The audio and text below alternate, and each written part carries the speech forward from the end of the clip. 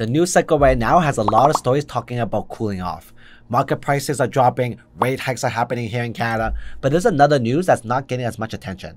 And I think it's just as big of a deal, and that's the rental market. Specifically, the rental market here in Toronto GTA. The Ontario rental market right now is the hottest I've ever seen, and I've been doing real estate for more than 14 years. We have a leasing division in our team, and on our weekly team meetings, we're chatting with our agent just how hard is it right now for us to get rentals and our clients to get rentals. Because right now, usually it's a 1 month deposit in order to secure rental. There's people offering a full year upfront. There's bidding wars for rentals. I've even heard of some people holding offer days for rental properties. So how the heck did we get here?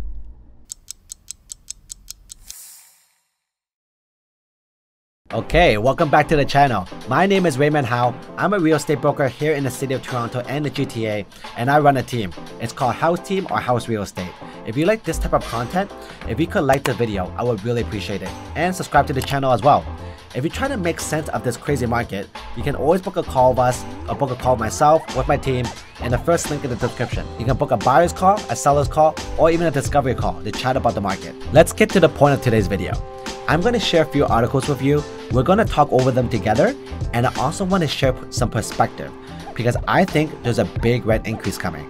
Because if you currently rent in a condominium that was occupied after November 15th, 2018, you are not under rent control. And a lot of people do not realize this. And in 2019, it was a slow rental market when the Airbnb ban came in, and obviously 2020 pandemic. 2021, we are just catching up, and now it's taking off again. And I think a lot of people are in for a big rent increase, and they were not expecting this. I'm going to break that down in today's video. First off, let's jump into a few articles that I thought were interesting. We'll start off with this one that says that June rentals in the GTA saw the largest monthly average rise in prices since 2019.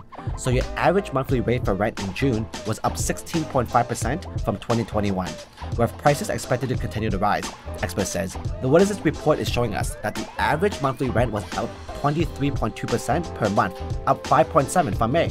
So that's a month-over-month increase in rent of 5.7%. To put that in perspective, if the market went up 5% a month, everyone would be freaking out.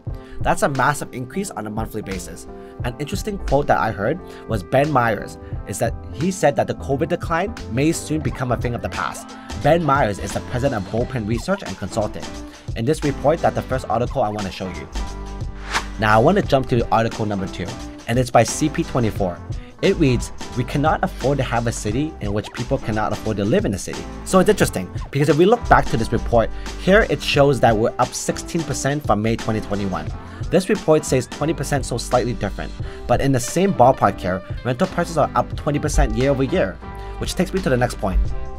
Another point why the rent we have seen massive increases is because the Doug Ford government has implemented there is no rent control for any buildings built after November 15th, 2018. What that means is if you're living in a building that's occupied before November 15th, 2018, then you are considered under rent control, which is currently sitting at 1.2% increase this year, and next year is 2.5%. But if you live in a building that was occupied anytime after November 15th, 2018, if that's the case, there is no rent control, which means that the landlord can increase the rent as much as they want. That's huge for the landlords, and it's one of the reasons why we see a spike in rental rates. This is one of the reasons why we suggest our buyers to buy pre-construction as investments, as new buildings is not classified in the rent control. But I'll save that topic for another video. Now let's talk about the other side of things. Landlords have gave rent decreases during the pandemic. But now that everything built after the date, and when I say after the date, which is November 15th, 2018, just in case you forgot, everything built after that date is not under rent control. So there's a good amount of people currently renting condos in these buildings. And on top of that, there's a whole lot of new purpose-built rentals built by REITs and built by large corporations. These large corporations are not going to forget about the fact that they can raise the rent every year.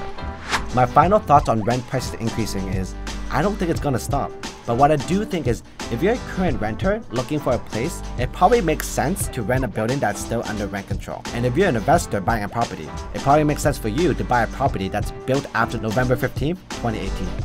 So you don't have rent control. So right, there's two sides to every argument here.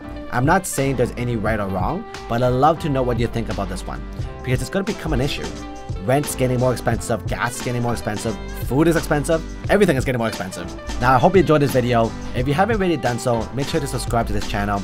I'll see you on the next one. My name is Raymond Howe, and remember, we put people first.